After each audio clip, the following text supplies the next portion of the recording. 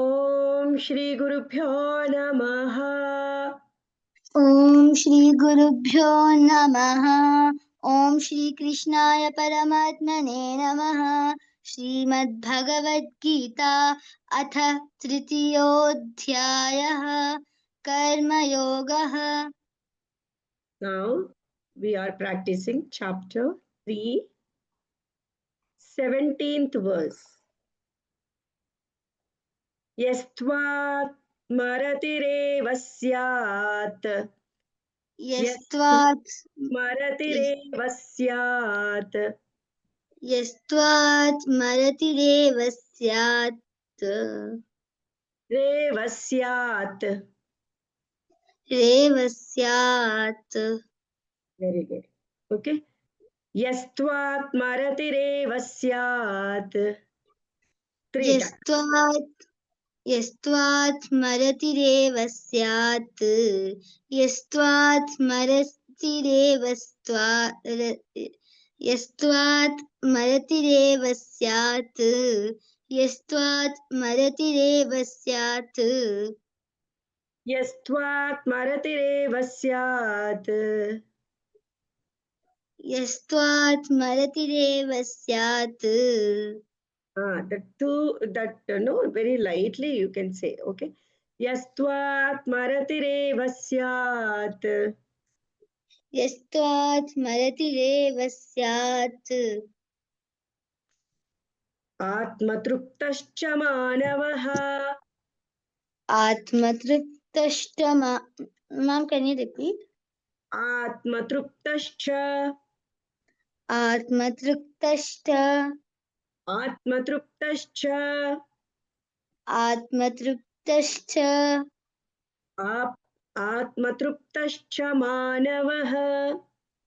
आत्मतृप्तश्च मानवः। Atmatruptascha manavaha. आत्मतृप्तश्च Truptascha. Trupta. Trupta. Okay. Trupta. Sha Okay. and sha are mixed. Okay. Okay. Truptascha. आत्मतृप्तश्च मानवः। This contentment. Okay. Atmatruptascha manavaha. आत्मतृप्तश्च मानवः। Truptascha.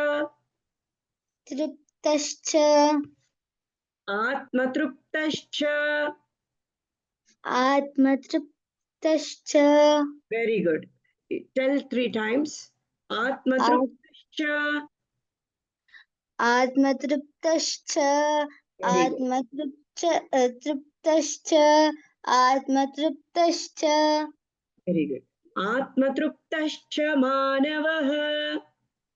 आत्मतृप्तश्च मानवः। Okay, 3 times.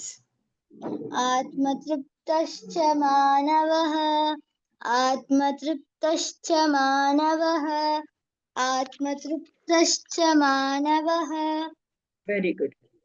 यस्त्वात्मरतिरेव स्यात् आत्मतृप्तश्च मानवः. यस्त्वात् स्मरतिरेव स्यात् आत्मतृप्तश्च मानवः। You can take pause, okay, no problem. यस्त्वात्मरतिरेव स्यात् आत्मतृप्तश्च मानवः. यस्त्वात् स्मरतिरेव स्यात् आत्मतृप्तश्च मानवः। Very good. Okay. Yes. यस्त्वात्मरतिरेव स्यात्. See how much the sound I am bringing, that much you tell. See, when it is combined and read, no, the sound will come. Okay, but when you are doing the vibhajana, no, that is as it is heard as the. Okay. यस्त्वात्मरतिरेव स्यात् आत्मतृप्तश्च मानवः. 3 times. यस्त्वात् स्मरतिरेव स्यात् आत्मतृप्तश्च मानवः। यस्त्वात् स्मरतिरेव स्यात् आत्मतृप्तश्च मानवः। यस्त्वात्मरतिरेव स्यात् आत्मतृप्तश्च मानवः. It is very perfect. That ta sound is also very good. Okay. Completely, you should not cut the ta half, or you should not prolong it. Okay. Now, one more time you recite this. यस्त्वात्मरतिरेव स्यात् आत्मतृप्तश्च मानवः. आत्मन्येव च सन्तुष्टः आत्मन्येव च सन्तुष्टः. आत्मन्येव च सन्तुष्टः आत्मन्येव च सन्तुष्टः. 3 times. आत्मन्येव च सन्तुष्टः. आत्मन्येव च सन्तुष्टः. आत्मन्येव च सन्तुष्टः.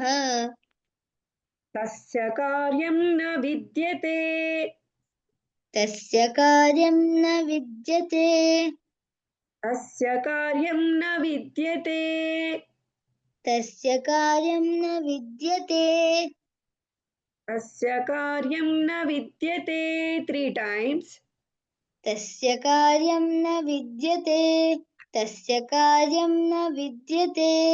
तस्य कार्यं न विद्यते. आत्मन्येव च सन्तुष्टः तस्य कार्यं न विद्यते आत्मन्येव च सन्तुष्टः. तस्य कार्यं न विद्यते. Good. Another 3 times. आत्मन्येव च सन्तुष्टः तस्य कार्यं न विद्यते आत्मन्येव च सन्तुष्टः. तस्य कार्यं न विद्यते.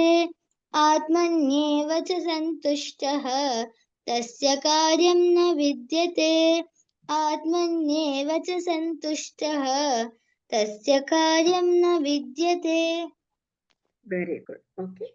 We will say the entire shlokam. Repeat after me 3 times.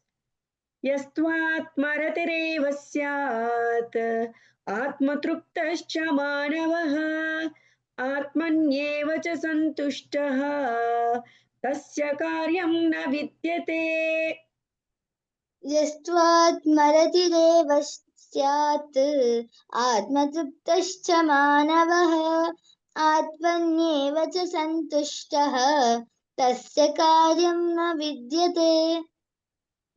3 times. यस्त्वात्मरतिरेव स्यात् आत्मतृप्तश्च मानवः आत्मन्येव च सन्तुष्टः तस्य कार्यं न विद्यते यस्त्वात्मरतिरेव स्यात् आत्मतृप्तश्च मानवः आत्मन्येव च सन्तुष्टः तस्य कार्यं न विद्यते. Another 2 times. यस्त्वात्मरतिरेव स्यात् आत्मतृप्तश्च मानवः आत्मन्येव च सन्तुष्टः तस्य कार्यं न विद्यते. यस्त्वात्मरतिरेव स्यात् आत्मतृप्तश्च मानवः आत्मन्येव च सन्तुष्टः तस्य कार्यं न विद्यते. Very good. Om Tat Sat.